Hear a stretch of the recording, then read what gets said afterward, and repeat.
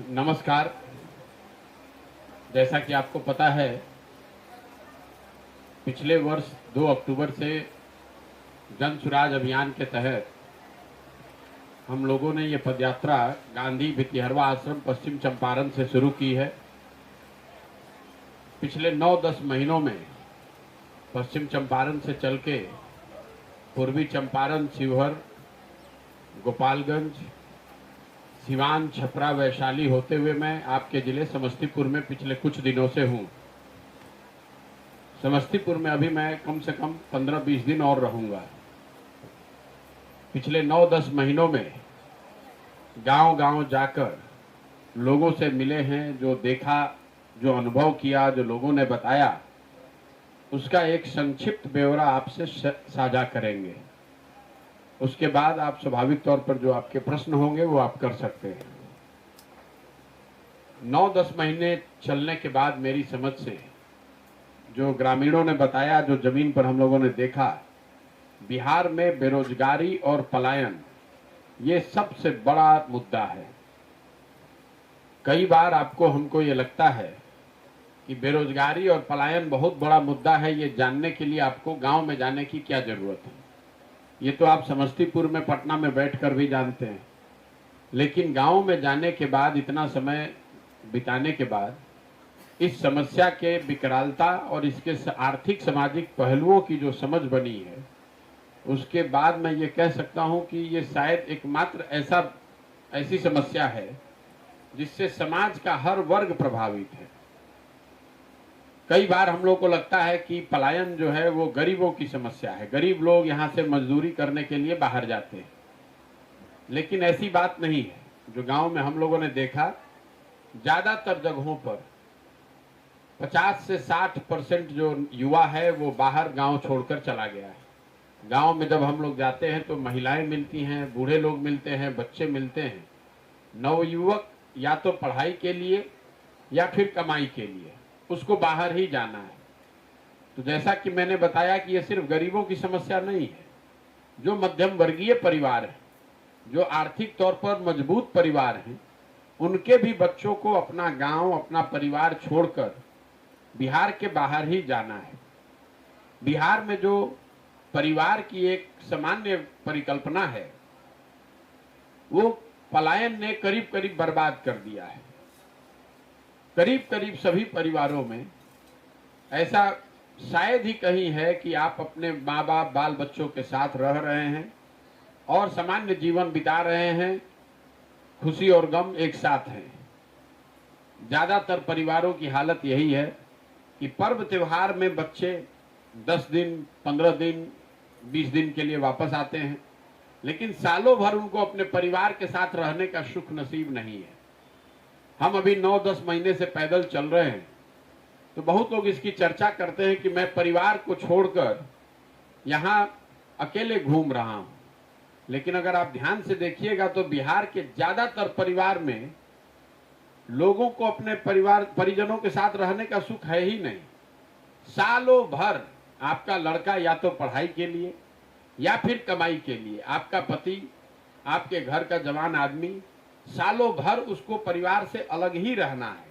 कोई ईद में 10 दिन घर आया, छठ में 10 दिन घर आया, शादी विवाह में घर आया, बाकी उसको घर में परिवार के साथ रहने का अवसर नहीं है। कमोवेश यही स्थिति बेरोजगारी की है। बेरोजगारी भी एक ऐसी समस्या बिहार में है जिससे सिर्फ गरीब नहीं परेशान है, मध्यम वर्गीय परिवारों की भी, जिनके पास खेत है, जमीन है, व्यवसाय है, उनको भी अपने बच्चों के रोजगार की चिंता उतनी ही है। तो बेरोजगारी और पलायन लोगों ने, हर वर्ग, हर जाति, हर संप्रदाय के लोगों ने के लिए बेरोजगारी और पलायन सबसे बड़ी समस्या है। दूसरी जो बड़ी समस्या यहाँ दिखी वो है किसानी की। खेती करने वाले जो बिहार में लोग हैं, एक बड़ी संख्या लोग यहाँ खेती करते हैं। खेती का कमाई वाला खेती न होना, खेती के जरिए लोगों का कमाई न कर पाना, ये दूसरी सबसे बड़ी समस्या है।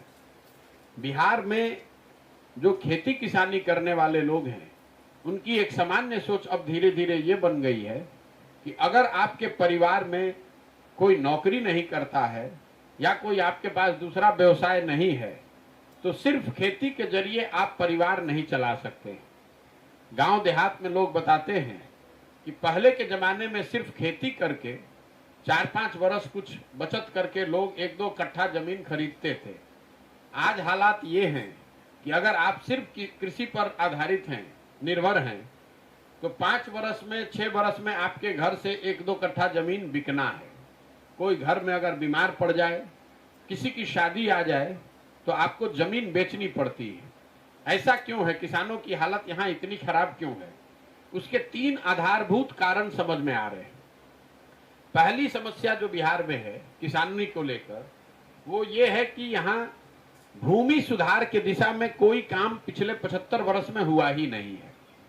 समाजवाद के नाम पर राजनीति हुई, गरीबों के नाम पर राजनीति हुई, लेकिन बिहार में देश के अन्य राज्यों की तरह भूमि सुधार का कोई काम नहीं किया गया। उसका नतीजा ये हुआ है कि 60% लोग, मतलब बिहार में रहने वाले जो 100 लोग हैं, उसमें 60 व्यक्ति ऐसे हैं जिनके पास 1 इंच जमीन है ही नहीं, उनको जमीन मिली ही नहीं। देश के स्तर पर सिर्फ 38% लोग ही ऐसे हैं जिनके पास जमीन नहीं है, लेकिन बिहार में 60% लोग ऐसे हैं जिनके पास जमीन नहीं है।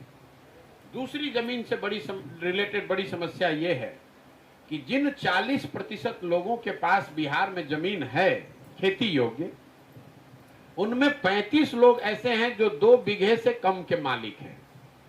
तो बिहार में जो खेती का स्वरूप है, ये कमाने वाली खेती नहीं है, ये खाने वाली खेती है। यहाँ ज्यादातर किसान जो है वो खेती इसलिए करता है कि उसका और उसके परिवारजनों का भरण पोषण हो सके, उनका पेट भर सके। खेती करके आमदनी का जुगाड़ नहीं है। सरकारी आंकड़े ये बताएंगे कि बिहार में जो 100 लोग कृषि से जुड़े हुए हैं, उसमें 3 से 4 लोग ही खेती उनके लिए कमाई का जरिया है।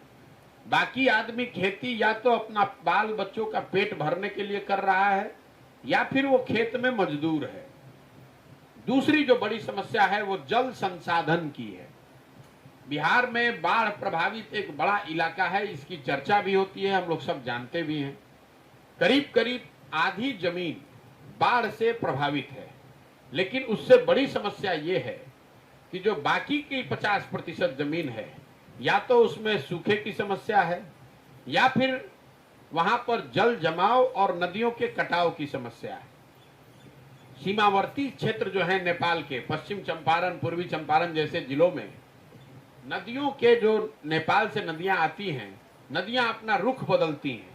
तो जब नदी अपना रुख बदलती है तो सैकड़ों हजारों एकड़ जमीन बर्बाद हो जाता है। सरकार की ओर से न उसको मैनेज करने के लिए कोई व्यवस्था है, न कोई सहायता है।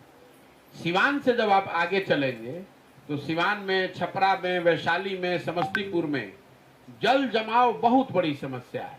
हजारों एकड़ जमीन, चवर जिसको यहाँ लोकल भाषा में लोग कहते हैं, हजारों एकड़ जमीन ऐसी है जो उपजाऊ है, लेकिन जल निकासी के न होने की वजह से, जल जमाव की वजह से किसान वहां एक ही फसल बड़ी मुश्किल से ले पाता है। कई जगह पर जब हम लोग चलते हैं तो ऐसा दिखता है कि दाहिने साइड बाढ़ है और बाएं साइड, रोड के दूसरे साइड सूखा की स्थिति है या जल जमाव की स्थिति है। तो पूरा जो ये जल प्रबंधन है, पानी जो बिहार की ताकत होनी चाहिए थी, आज यहाँ के लिए वो अभिशाप बन गई है। तीसरी जो किसानों की बड़ी समस्या है, जमीन में जो परेशानी है, सिंचाई की जो परेशानी है, खाद बीज नहीं मिल रहा है, इसके बाद भी जो सबसे बड़ी किसानों की समस्या है वो है उनके फसलों का उचित दाम न मिलना। बिहार में किसान जो पैदा करता है उसको उसका दाम नहीं मिलता है। इसकी वजह से एक सरकारी आंकड़ा सर्वेक्षण ये बताता है कि बिहार में लोगों को, किसानों को उनके फसल के दाम नहीं मिलने की वजह से हर साल करीब करीब 20 से 25 हजार करोड़ रुपए का लोगों को यहाँ नुकसान हो रहा है। मैं आपको उदाहरण के तौर पर बता देता हूं। हम लोग समझते हैं कि पंजाब में किसान बहुत धनी है, तो अभी धान के कटाई के सीजन में मैं पैदल चल के आ रहा हूं। धान बिहार में लोगों ने 1300, 1400, 1500 के दर से बेचा है, जबकि धान का दाम है 2030 रुपए।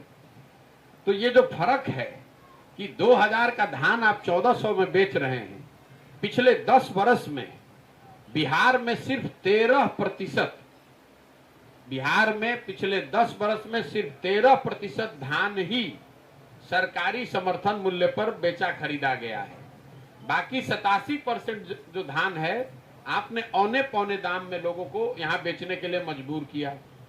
आपके ध्यान के लिए बता दें कि पिछले 10 वर्ष में, इन्हीं 10 वर्षों में पंजाब में 70% धान सरकारी मूल्य पर खरीदा गया, जबकि बिहार में ये सरकारी मूल्य से 30-40% कम दाम पर खरीदा गया। पिछले 10 वर्ष में बिहार में गेहूं सिर्फ 1% गेहूं खरीदा गया है सरकारी समर्थन मूल्य पर। बाकी लोगों को, बिचौलियों को, बनियों को, नीचे जो साहूकार हैं उनको औने पौने दाम में बेचना है। तो ये जो 3 आधारभूत समस्याएं हैं, जमीन से जुड़ा हुआ जमीन का मालिकाना हक, दूसरा सिंचाई की व्यवस्था का न होना, और तीसरा किसानों के फसलों का दाम का न मिलना, ये वजह है कि बिहार का किसान आज देश में सबसे गरीब किसान है। बेरोजगारी, पलायन और किसानी के बाद जो तीसरी सबसे बड़ी समस्या लोगों ने बताई वो है बिहार में शिक्षा व्यवस्था का ध्वस्त हो जाना। बिहार में शिक्षा व्यवस्था बहुत मजबूत कभी नहीं थी, लेकिन आज से 10 साल पहले तक हर प्रखंड, हर जिला में कम से कम 1-2 सरकारी विद्यालय ऐसा जरूर था जहां से पढ़ाई करके आप अपना और अपने बच्चों का जीवन सुधार सकते थे। बिहार में 5-7 कॉलेज ऐसे जरूर थे जिनका नाम था राष्ट्रीय स्तर पर, जहां से बच्चे पढ़कर आगे निकल सकते थे। हम लोग जैसे लोग भी, हम लोग सरकारी स्कूल में पढ़े हैं, यहाँ पर यहीं से पढ़कर निकले और आगे का जीवन का रास्ता तय किया। लेकिन पिछले 8-10 वर्षों में बिहार समता मूलक शिक्षा नीति बनाने के चक्कर में पूरे बिहार की शिक्षा व्यवस्था को ध्वस्त कर दिया गया। मैं ऐसा इसलिए कह रहा हूं कि कई लोगों को लगता है कि शिक्षकों की गुणवत्ता की वजह से बिहार में शिक्षा व्यवस्था खराब हो गई है। तो आपको उसके इस समस्या का पूरे के सभी पहलुओं की आपकी समझ नहीं है। शिक्षकों का सही नहीं होना वो समस्या का एक बिंदु है। सबसे बड़ी परेशानी यह है कि सरकार की जो उदासीनता है शिक्षा को लेकर, और हर जगह स्कूल बनाने के चक्कर में पिछले 10 वर्ष में हुआ ये कि हर जगह स्कूल की बिल्डिंग बना दी गई। अब नतीजा ये हुआ है कि जहां पर विद्यालय के बिल्डिंग बने हुए हैं वहां पर शिक्षक नहीं है, जहां पर शिक्षक हैं वहां पर बिल्डिंग नहीं है, और जहां पर दोनों है वहां पर पढ़ाई ही नहीं है। विद्यालयों की छवि बन गई है खिचड़ी बांटने वाले सेंटर के तौर पर। अभिभावक और बच्चे विद्यालयों में आ रहे हैं खिचड़ी खाने के लिए, पढ़ाई करने के लिए कोई आ ही नहीं रहा है। और यही वजह है कि मैं हमेशा कहता हूं कि नीतीश कुमार जी के 17-18 साल का जो शासन का जाएगा, तो शिक्षा व्यवस्था का ध्वस्त होना, इसको उनका सबसे बड़ा विफलता इसको उनकी मानी जाएगी, सबसे बड़ा काला अध्याय होगा। ऐसा इसलिए कि मान लीजिए कि यहाँ सड़क नहीं है, कल एक अच्छी सरकार आ जाए तो यहाँ सड़क बन जाएगी, लेकिन पिछले 10-12 वर्षों में जिन लोगों के बच्चे इस शिक्षा व्यवस्था से पढ़कर निकल गए, वो जीवन भर के लिए शिक्षित समाज के साथ खड़े नहीं हो सकते। कल एक अच्छी सरकार आ भी जाए तो भी अब उनका जीवन सुधरने वाला नहीं है। इसीलिए मैं कहता हूं कि ये नीतीश कुमार के शासनकाल का सबसे बड़ा काला अध्याय है। स्कूलों की जो छवि है वो खिचड़ी बांटने के सेंटर के तौर पर है, और महाविद्यालयों के कॉलेज की छवि है डिग्री बांटने का सेंटर। कॉलेज में भी पढ़ाई नहीं हो रहा है, स्कूल में भी पढ़ाई नहीं हो रहा है। बेरोजगारी, पलायन, किसानी और शिक्षा के बाद 4 जो सबसे बड़ी योजनाओं के बारे में करीब करीब हर गांव में लोग बात करते हैं, मैं उसकी चर्चा करूंगा। ये 4 केंद्र सरकार की योजनाओं के बारे में। पहली योजना जो केंद्र सरकार की है, सबसे बड़ी योजना, प्रधानमंत्री गरीब कल्याण योजना, जिसके तहत लाभार्थियों को 5 किलो अनाज मिलना है। बिहार में अभी तक चलने के बाद 1 साल में जो मुझे समझ में आया, कहीं पर भी लाभार्थियों को 5 किलो अनाज नहीं मिल रहा है। चोरी और भ्रष्टाचार की वजह से लोगों को 5 के बदले 4 किलो अनाज मिल रहा है। ऐसा इसलिए कि प्रखंड के स्तर पर जो अनाज आ रहा है गरीबों के लिए, उसमें 40 रुपए प्रति क्विंटल की दर से अधिकारी और जनप्रतिनिधि मिलकर पैसा ले रहे हैं, और ज्यादातर जगहों पर विधायक भी इसमें 6 से 8 रुपए प्रति क्विंटल के दर से अपना हिस्सा ले रहे हैं। तो जब 40 रुपए प्रति क्विंटल आप पैसा ले लीजिएगा, तो यही वो कारण है कि लोगों को 5 किलो के बजाय 4 किलो ही अनाज मिल पा रहा है। दूसरी केंद्र सरकार की बड़ी योजना है शौचालय की, स्वच्छ भारत अभियान की। गांव गांव में हम लोग गए, 3000 से ज्यादा गांव में जाने के बाद मैं आपको ये विश्वास से कह सकता हूं कि बिहार में खुले में शौच आज भी ज्यादातर गांवों की सच्चाई है। शौचालय बनाने के नाम पर लाभार्थियों से 2000 रुपए के दर से अधिकारियों ने पैसा लिया। शौचालय बना कि नहीं, उसका उपयोग हो रहा है कि नहीं, इसकी चिंता किसी ने नहीं की।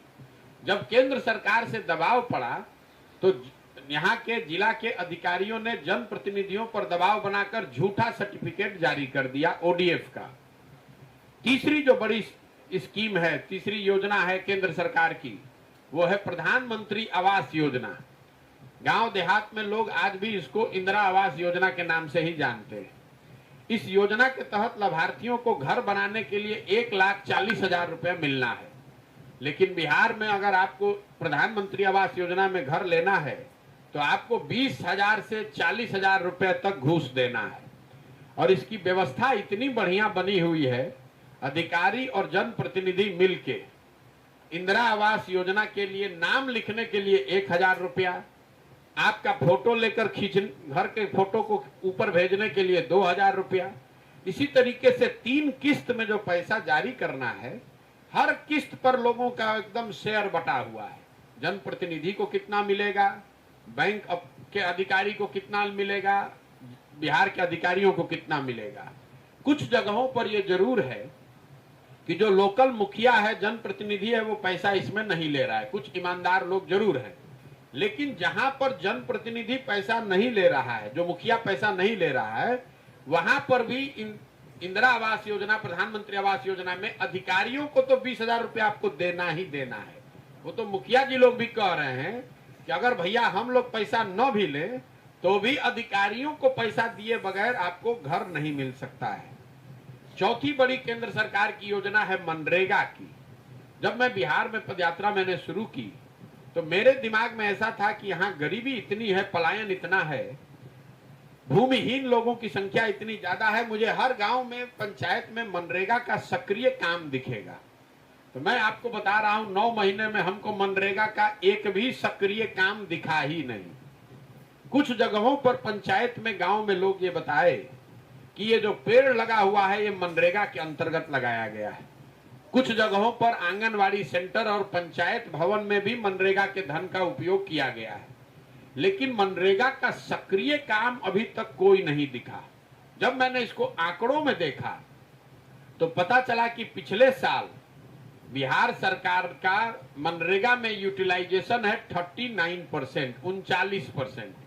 मतलब दिल्ली की सरकार ने अगर बिहार के गरीब लोगों के लिए 100 रुपया निकाला मनरेगा के तहत, तो यहाँ के अधिकारियों और सरकार की लापरवाही की वजह से 100 में 61 रुपया तो हम लोग लेकर ही नहीं आए।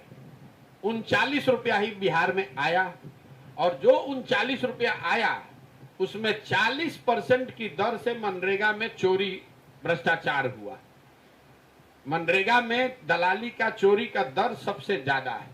तो ये 4 बड़ी केंद्र सरकार की योजनाओं की स्थिति जो हम लोगों ने जमीन पर देखी। इसके अलावा राज्य सरकार की 4 योजनाओं की मैं चर्चा करूंगा। राज्य सरकार की जो योजना है उसमें 7 निश्चय के तहत जो सबसे बड़ी घोषणा थी कि बिहार में युवाओं के लिए, जो लड़के 18 साल से 35 साल के हैं, जब तक उनको रोजगार नहीं मिलेगा उनको हर महीने सरकार की ओर से 1,000 रुपए की मदद मिलती रहेगी। मैं आपको दावे के साथ कह सकता हूं कि पिछले 9 महीना में हमको एक लड़का भी नहीं मिला जिसको ये लाभ मिला हो। इस योजना को बिहार सरकार ने ना शुरू किया, ना लागू किया, इसको ना कोई जानता है, ना कोई इसकी चर्चा करता है। दूसरी योजना एक थी 2015 में बनाया गया था स्टूडेंट क्रेडिट कार्ड की। उस समय की परिकल्पना थी कि 12वीं के बाद यहाँ के गरीब घरों के बच्चे मजदूरी न करें, वो पढ़ाई करें।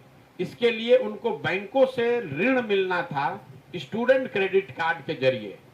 योजना में ये परिकल्पना की गई थी कि 12वीं के बाद 1 से 1.25 करोड़ बिहार के बच्चे इस योजना का लाभ ले पाएंगे और अब अच्छी पढ़ाई करेंगे ताकि उनको मजदूरी न करना पड़े, मिट्टी न काटना पड़े, कुछ अच्छा काम वो जीवन में कर सके। पिछले 8-9 साल में सरकार का अपना आंकड़ा बताता है कि 10 लाख से कम लोगों को भी इसकी ये सुविधा मिली है। ज्यादातर जगहों पर स्टूडेंट क्रेडिट कार्ड को भी योजना को ठंडे बस्ते में डाल दिया गया है, लोगों को इसका लाभ नहीं मिला। तीसरी बड़ी योजना जिसकी चर्चा हर गांव में हो रही है वो है नल जल योजना। योजना में यह कहा गया था कि बिहार के हर घर में नल से पानी पहुंचेगा। इसके लिए कोई 25,000 करोड़ रुपया, बिहार की गरीब जनता का 25,000 करोड़ रुपया खर्च किया जाना था। सरकार का आज दावा है कि करीब करीब 70% नल जल योजना काम कर रही है, चल रही है। 9 जिलों पिछले 9-10 महीनों में पैदल चलने के बाद मैं आपको दावे के साथ कह सकता हूं कि 70 से 80% नल जल योजना काम नहीं कर रही है। या तो योजना ठीक से बनी नहीं, या बनी तो चोरी और भ्रष्टाचार की वजह से चलकर खराब हो गई, बंद हो गई, या कुछ जगह पर जहां बनी चली वहां पर जो वार्ड सदस्य थे जिनके जमीन पर या जिन्होंने इसको बनवाया था अपने जमीन पर या अपने हित मित्र दोस्तों के जमीन पर, जब वो लोग वार्ड सदस्य चुनाव हार गए तो इन योजनाओं को एक तरीके से बंद कर दिया गया। ये जो बड़ी समस्या है जिसकी चर्चा नहीं होती है कि नल जल योजना जिस जमीन पर बनी हुई है उस जमीन का मालिकाना हक किसके पास है। जिसके जमीन पर नल जल योजना बनी है, अगर उस समय वो वार्ड सदस्य था तो वार्ड सदस्य तो चुनाव हार गया, तो अब वो चलने ही नहीं दे रहा है। अगर किसी तीसरे व्यक्ति के जमीन पर बनी हुई है तो उस व्यक्ति को यह बताया गया था या उसकी ऐसी सोच थी कि नल जल योजना के लिए चूंकि वो जमीन दे रहा है तो उसके घर से किसी एक आदमी को नौकरी मिल जाएगी। अब नौकरी तो मिली नहीं, नतीजा ये हुआ कि वो नल जल योजना चलने ही नहीं दे रहा है। कई गांवों में तो बजाप्ता लोग नल जल योजना का पंप पाइप यूज करके पानी का व्यापार कर रहे हैं। टैंकर भरते हैं, टैंकर भरने का बदले में कुछ पैसा भी कमाते हैं। इसके बाद जो चौथी बड़ी योजना थी, जो उस समय के हिसाब से सबसे बड़ी योजना थी, गांव गांव में हम लोग जाते हैं, लोग नाली और गली पानी के निकलने की समस्या बिहार में बहुत बड़ी समस्या है। 2015 में यह तय किया गया कि 80,000 करोड़ रुपया खर्च किया जाएगा ताकि बिहार के हर घर से नाली का पक्कीकरण करके उसको बाहर निकाला जाए और गांव में एक बड़ा नाला बनाया जाए जिससे सबके घर के पानी को निकालकर गांव के बाहर उसका निस्तारण किया जाए। योजना का बजट था 80,000 करोड़ रुपया। अब हम लोग जब गांव में जा रहे हैं तो घरों में जो नालियां हैं उसके पक्कीकरण की तो बात ही छोड़ दीजिए। गांव में रोड के किनारे कुछ नाले जरूर बने हुए हैं। ये दिखाता है कि योजना के नाम पर हजारों करोड़ रुपया निकाला गया, लेकिन उसमें काम कुछ नहीं हुआ। सड़कों के किनारे ये बड़े नाले बनाए गए हैं, ये बेतरतीब तरीके से बनाए हुए नाले हैं। घरों से पानी निकालकर इन नालों तक कैसे पहुंचाया जाएगा इसकी सोच किसी ने नहीं रखी। इन नालों के पानी को बाहर कैसे निस्तारित किया जाएगा इसकी भी चर्चा किसी ने नहीं की। नतीजा ये हुआ कि रोड के किनारे बने हुए ये नाले ज्यादातर गांवों में कूड़ेदान बन गए हैं। ना उसमें घर का पानी आता है, ना इन नालों में जमा पानी बाहर निकलता है। 2 क्षेत्र ऐसे हैं जिसमें सामान्य बिहार के लोग ये समझते हैं कि सुधार हुआ है, वो है सड़क और बिजली।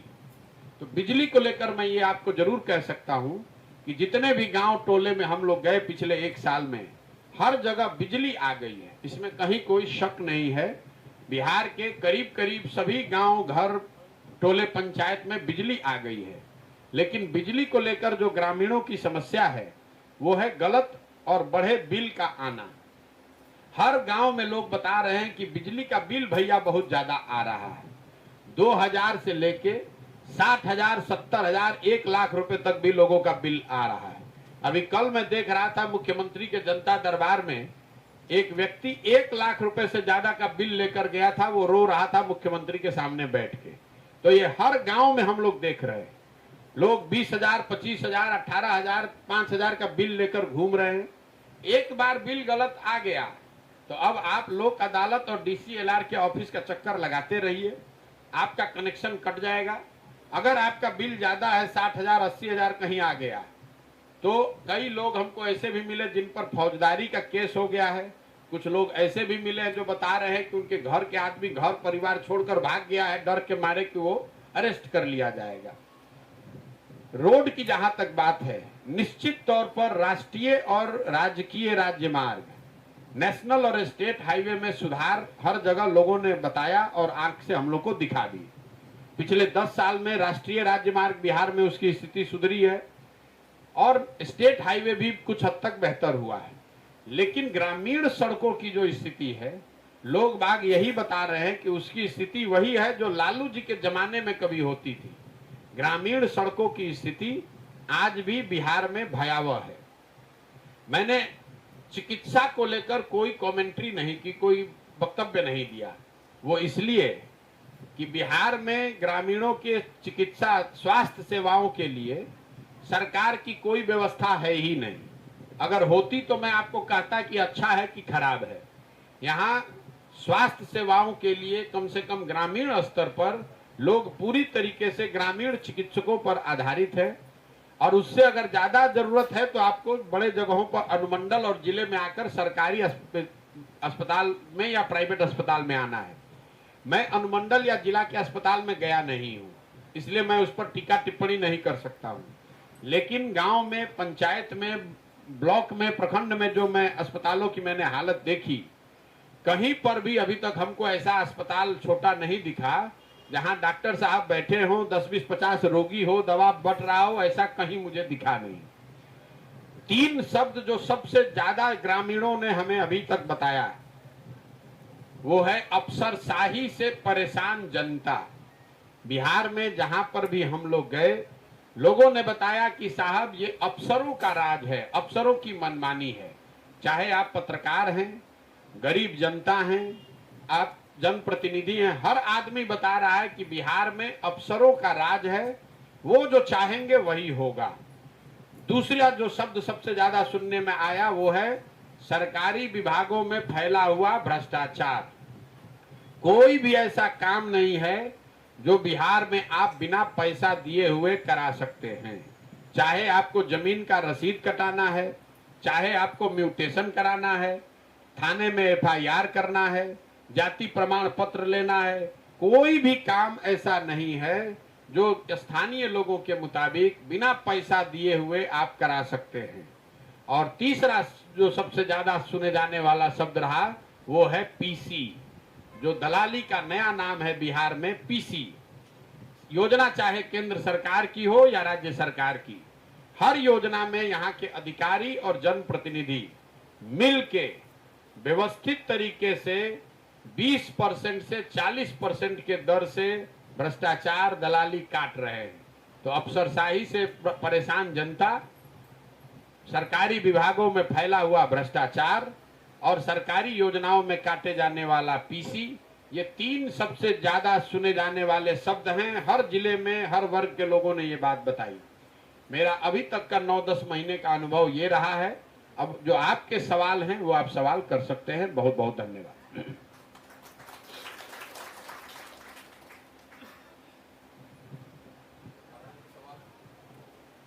अगर कोई सवाल है तो कर लीजिए, नहीं तो इसको हम लोग बंद करेंगे। पदयात्रा का उद्देश्य ये है कि बिहार में जितनी समस्याओं की हम लोग चर्चा कर रहे हैं, जो मैं बता रहा हूं, ये ज्यादातर लोग समझते हैं। ज्यादातर लोग तो ये भोग रहे हैं खुद, उनको पता है इन समस्याओं के बारे में। लेकिन जब बिहार में वोट होता है तो विकल्प के अभाव में ये लोग या लोगों की अपनी जो सोच है उसके तहत लोग फिर गलती करते हैं और जाति के आधार पर, धर्म के आधार पर, भारत पाकिस्तान के नाम पर या लालू जी के डर से भाजपा को और भाजपा के डर से लालू जी को वोट करते हैं। वो अपने बच्चों के शिक्षा के लिए वोट नहीं करते हैं लोग यहाँ, लोग यहाँ पर फैक्ट्री रोजगार के लिए वोट नहीं करते हैं, लोग यहाँ जमीन मिले उस खेती किसानी कमाई वाला बने इसके लिए वोट नहीं करते हैं। इसीलिए बिहार की ये दशा सुधर नहीं रही है। तो पदयात्रा का उद्देश्य है कि गांव गांव जाया जाए और लोगों को बताया जाए कि अगर आप एक बेहतर बिहार बनाना चाहते हैं तो सबसे पहले जरूरी है कि आप अपने और अपने बच्चों की चिंता कीजिए। अगर आप अपने और अपने बच्चों की चिंता नहीं कीजिएगा तो किसी जाति, किसी धर्म, किसी विचारधारा का नेता और दल आपके बच्चों की चिंता नहीं करेगा। तो जन सुराज का ये जो अभियान है, लोगों को ये बताना कि आप अगर गरीब हैं, पिछड़े हैं, परेशानी में हैं, तो इससे निकलने का एक ही उपाय है कि अगली बार जब चुनाव हो तो आप नेताओं को देखकर नहीं, जाति, धर्म, विचारधारा को देखकर नहीं, अपने बच्चों का चेहरा देखकर वोट कीजिए। अपने बच्चों के पढ़ाई और उनके रोजगार के लिए वोट कीजिए, ना कि भारत पाकिस्तान के लिए, अपने जात के लिए, 5 किलो अनाज के लिए और नाली गली के लिए। पदयात्रा का यही उद्देश्य है। इसी के लिए गांव गांव जाकर लोगों को समझाने का प्रयास कर रहे हैं। आप शिक्षा की बात कर रहे हैं, लेकिन बिहार के शिक्षकों से पढ़ाने के अलावा कई तरह के और भी काम लिए जाते हैं, और जब शिक्षक किसी भी मांग को लेकर जाते हैं आंदोलन करने के लिए तो उन्हें चिन्हित कर उनको नाम हटाया जाता है, उनको उनका तनख्वाह रोका जाता है। तो इस तरह की स्थिति है पूरे बिहार में। मेरे भाई ऐसा है, मैंने आपको पहले बताया, शिक्षकों की गुणवत्ता वो एक महत्वपूर्ण पहलू है, लेकिन बिहार में शिक्षा व्यवस्था के ध्वस्त होने के पीछे सिर्फ शिक्षकों की गुणवत्ता नहीं है। आपने बताया कि शिक्षकों से दूसरा काम करा रहे हैं इसलिए विद्यालय में पढ़ाई नहीं हो रही है। मान लीजिए कि 1 मिनट को आपकी बात मान लेते हैं। आप हमको ये बताइए कि पटना में साइंस कॉलेज में क्यों नहीं पढ़ाई हो रहा है, पटना कॉलेज में क्यों नहीं पढ़ाई हो रहा है, लंगट सिंह कॉलेज में क्यों नहीं पढ़ाई हो रहा है, सीएम साइंस कॉलेज में पढ़ाई क्यों नहीं हो रहा है? वहां के शिक्षक तो दूसरे काम में नहीं लगे हुए हैं। मूल बात आप समझिए, जो सरकार यहाँ है उसका शिक्षा उसके प्राथमिकताओं में है ही नहीं। वो जानते हैं कि अगर समाज अनपढ़ रहेगा तभी तो आप मजदूरी करने के नाम पर, कभी धर्म के नाम पर, जाति के नाम पर, आरक्षण के नाम पर वोट हमेशा देते रहेंगे। अगर बिहार में लोगों के बच्चे शिक्षित हो जाएं तो आज के जो नेता हैं वो कैसे चुनाव जीतेंगे? तो ये एक सोची समझी साजिश तो नहीं कहूंगा, लेकिन एक सोची समझी रणनीति है कि समाज को आप इतना नीचे रखिए, इतना अनपढ़ रखिए कि आप 5 किलो अनाज ही आपको भगवान का वरदान दिख रहा है। अगर कोई नेता आकर आपसे एक सरकारी क्लर्की की नौकरी बता गया तो वही आपको वरदान दिख रहा है। आपको कोई, लोग यहाँ इसलिए वोट दे रहे हैं कि जाने दीजिए भैया, खाने के लिए नहीं है, लेकिन कोई मार तो नहीं रहा है, कोई गुंडा बदमाशी तो नहीं कर रहा है। लोगों की अपेक्षाओं को इतना नीचे कर दिया गया है। तो लोकतंत्र में आप 2 तरीके से वोट ले सकते हैं। एक, लोगों की जो अपेक्षा है, जो एस्पिरेशन है, उसको बढ़ाकर अच्छा काम कीजिए और लोगों को और आगे बढ़ने के लिए तैयार कीजिए।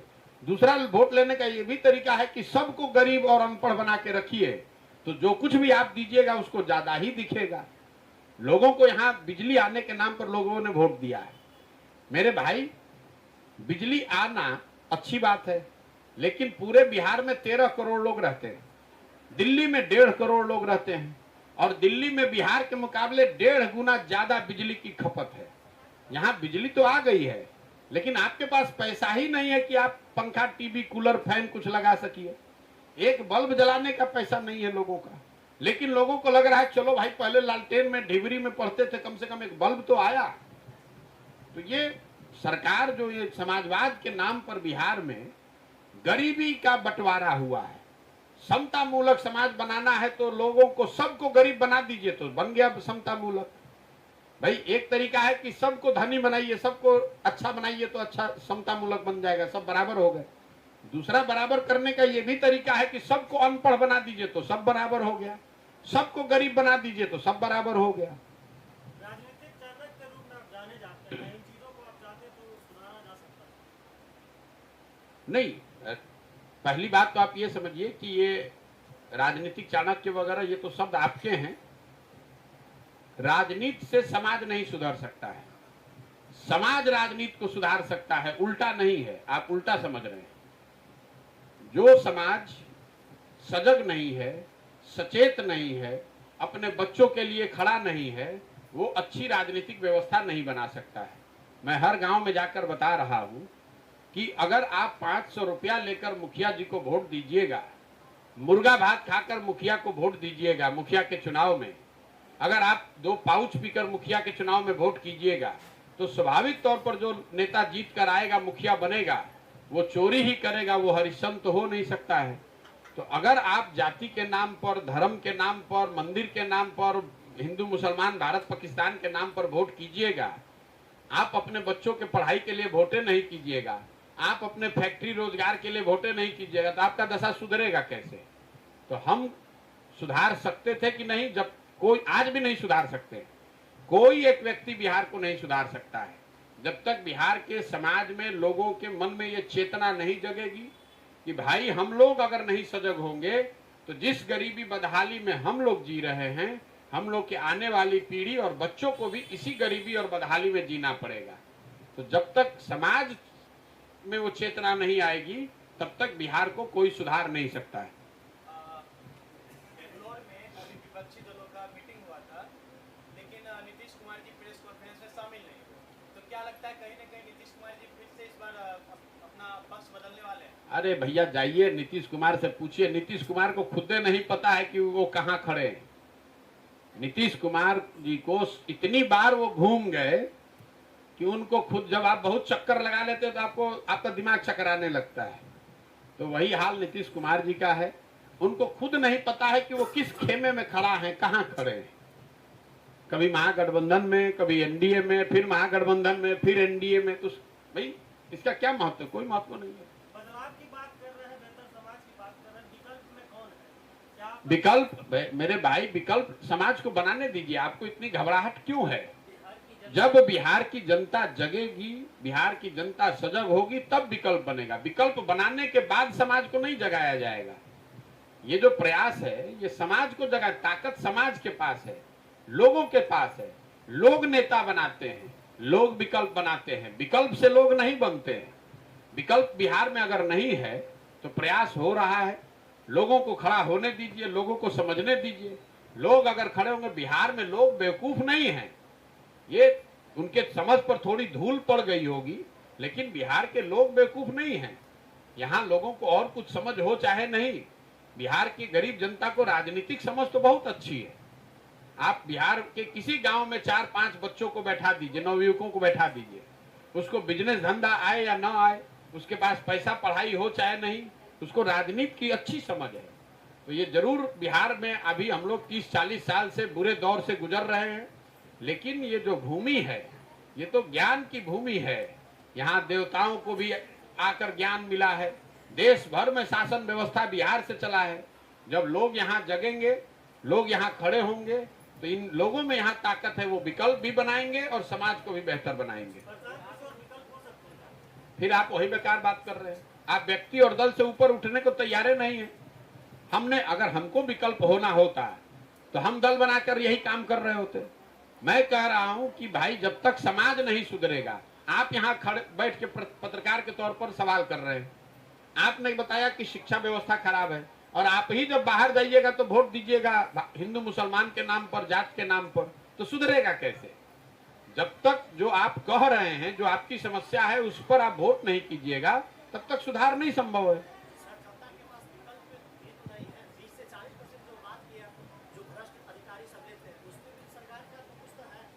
भाई जनता के पास विकल्प अगर नहीं है तो इसीलिए तो ये प्रयास किया जा रहा है कि जनता मिलकर विकल्प बनाए। अब स्वाभाविक तौर पर कोई चीज आप बनाने जाएंगे तो उसमें समय लग सकता है, आप थोड़ा धीरज रखिए। ये विकल्प बनाने का ही तो प्रयास है। शिक्षा, स्वास्थ्य और रोजगार को सुधारने के लिए आपके पास कोई रणनीति? सबसे पहली रणनीति है कि समाज शिक्षा, स्वास्थ्य, रोजगार पर वोट करना शुरू करे। अगर आप बिजली के लिए वोट करते हैं तो आपके घर बिजली आती है। अगर आप राम मंदिर के लिए वोट करते हैं तो अयोध्या में राम मंदिर बनता है। अगर आपने पुलवामा के लिए वोट किया है तो भारत पाकिस्तान की बात हो रही है। अगर आपने 5 किलो अनाज के लिए वोट किया है तो 1 किलो चोरी हो रहा है, फिर भी 4 किलो अनाज मिल रहा है। तो अगर बिहार में लोग शिक्षा, स्वास्थ्य, रोजगार के लिए वोट करेंगे तो बिहार में शिक्षा, स्वास्थ्य, रोजगार भी होगा।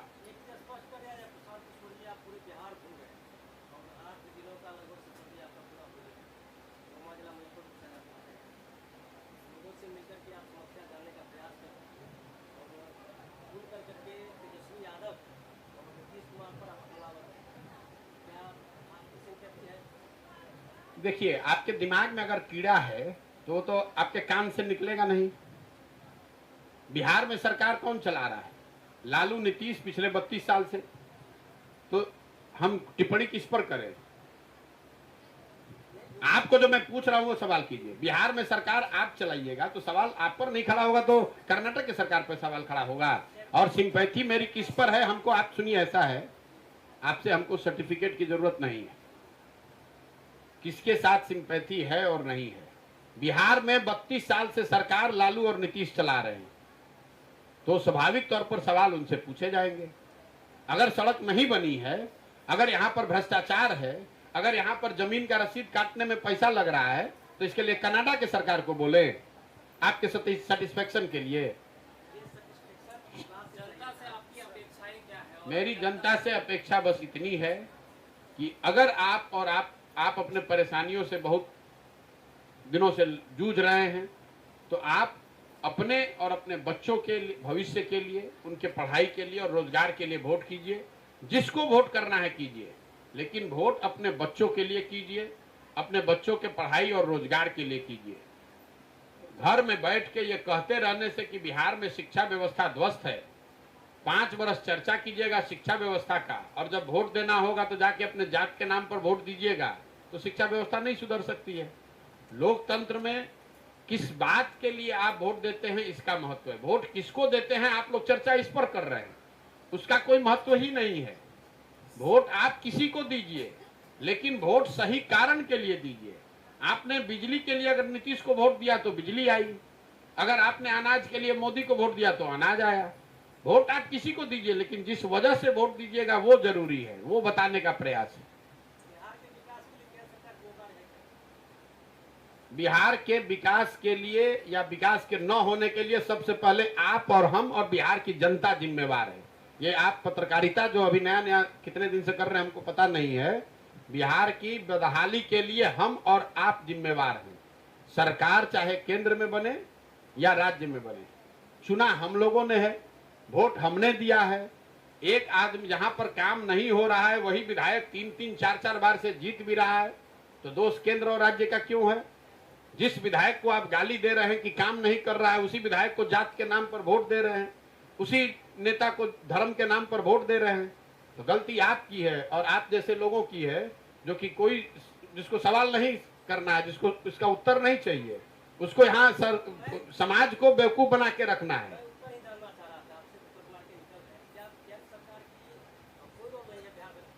आप मतलब बकवास का कोई अंत ही नहीं है आपका।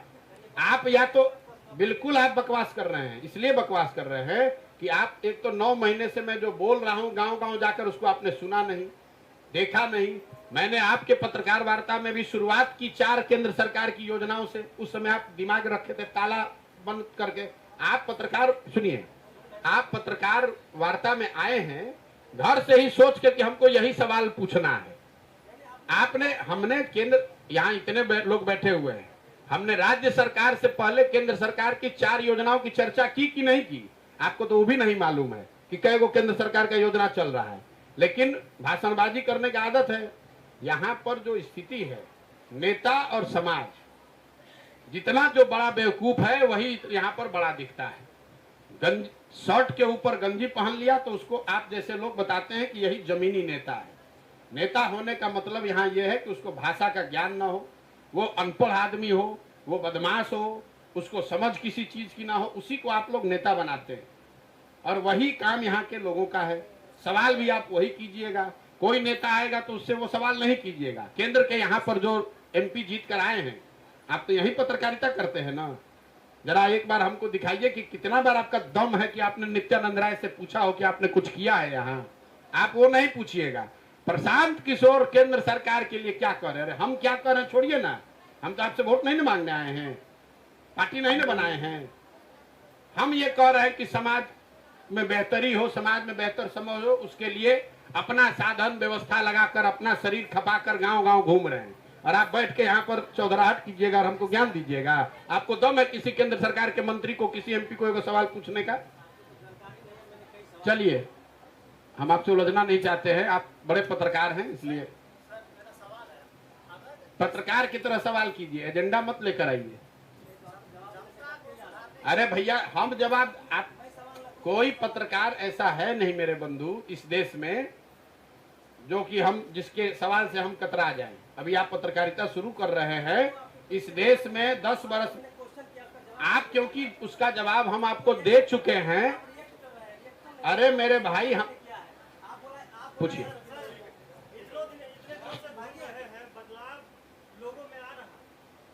भैया बदलाव नहीं आ रहा है तो आप ये बताइए कि हजारों लोग जो जन सुराज से जुड़ रहे हैं हम तो दल बनाए नहीं हैं, वोट मांग नहीं रहे हैं, हम अपने जाति की बात करते नहीं हैं, हम किसी को पैसा लड्डू बांट नहीं रहे, तो लोग क्यों जुड़ रहे हैं? वो तो आपको देखना है कि लोग जुड़ रहे हैं कि नहीं जुड़ रहे हैं।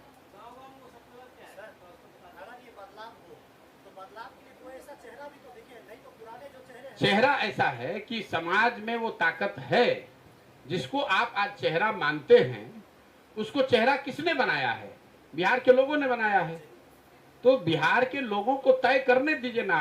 दिक्कत ये है कि आपको इतनी हड़बड़ी है, हमसे ज्यादा हड़बड़ी बिहार के पत्रकारों को है कि कल आपको ब्रेकिंग न्यूज चाहिए।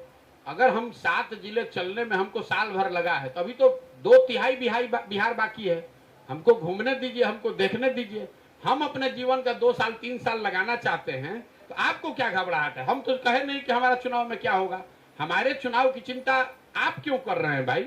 और जितनी समझ आप लोगों को राजनीति की है, आप लोग बहुत ज्यादा ज्ञानी हैं, थोड़ी बहुत राजनीति और चुनाव की समझ तो हमको भी होगी। 287 दिन आप घूमे हैं सर। आज जो आपका ये 5 मार्च से चालू हुआ था, पद यात्रा जब चालू हुआ था, अभी हम यही जानना चाहेंगे, अभी कोई चेहरा जो पुराने हैं पुराने, अभी नया चेहरा हम देखें आपको? बिल्कुल मत देखिए, हम चेहरा है ही नहीं। हमारा चेहरा कहीं लगा हुआ इसमें? कहीं आपको किसी ने बताया है कि प्रशांत किशोर को वोट देना है? प्रशांत किशोर इसके नेता हैं, कहीं कहा गया है? आप इतने बड़े कैंप में कहीं एक फोटो भी मेरा दिखाइए, कहीं लगा हुआ है? हम आपको बस इतना ही कह रहे हैं गांव गांव जाकर कि आप अपने बच्चों को चेहरा बनाइए, अपने बच्चों के चेहरा पर वोट दीजिए, नेताओं का चेहरा देखकर वोट मत दीजिए। समझ में आए तो बहुत अच्छा है, न समझ में आए तो जैसे भोग रहे हैं भोगिए।